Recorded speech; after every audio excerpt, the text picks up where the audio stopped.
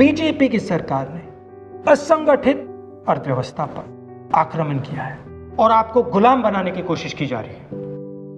2008 में जबरदस्त आर्थिक तूफान आया, पूरी दुनिया में आया, अमेरिका में, जापान में, यूरोप में, चाइना में, सब जगह आया। अमेरिका के बैंक गिर गए, कंपनियां बंद हो गई, एक के बाद एक कंपनी की लाइन लग गई, बंद हो गई। यूरोप के बैंक गिरे, मगर हिंदुस्तान को कुछ नहीं हुआ। यूपीए की सरकार थी, प्रधानमंत्री जी के पास गया और मैंने उनसे पूछा, मनमोहन सिंह जी बताइए, पूरी दुनिया में आर्थिक नुकसान हुआ है, हिंदुस्तान को कोई असर नहीं हुआ, कारण क्या है? मनमोहन सिंह जी ने कहा, राहुल, अगर हिंदुस्तान की अर्थव्यवस्था को समझना चाहते हो तो यह समझना होगा कि हिंदुस्तान में दो अर्थव्यवस्थाएं हैं।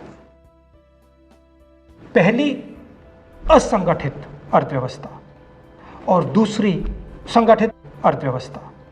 संगठित अर्थव्यवस्था में बड़ी कंपनियां, नाम आप जानते हो। असंगठित अर्थव्यवस्था में किसान, मजदूर, छोटे दुकानदार, मिडिल साइज कंपनीज। जिस दिन तक हिंदुस्तान का असंगठित सिस्टम मजबूत है, उस दिन तक हिंदुस्तान को कोई भी आर्थिक तूफान छू नहीं सकता। अब आज के दिन आते हैं।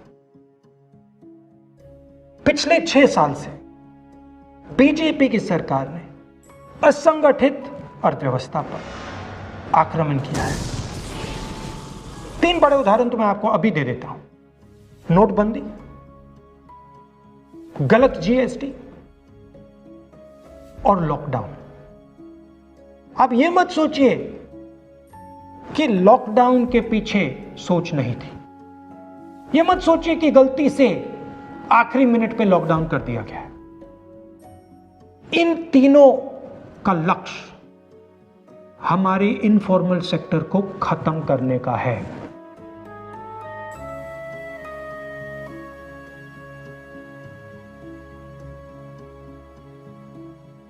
प्रधानमंत्री जी को अगर सरकार चलानी है, मीडिया की जरूरत है, मार्केटिंग की जरूरत है।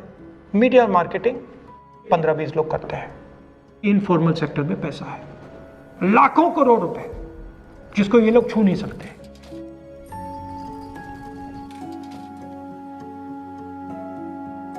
इसको ये लोग तोड़ना चाहते हैं, पैसा लेना चाहते हैं। इसका नतीजा आएगा। नतीजा यह होगा कि हिंदुस्तान रोजगार पैदा नहीं कर पाएगा। क्यों? क्योंकि इनफॉर्मल सेक्टर 90% से ज्यादा रोजगार देता है।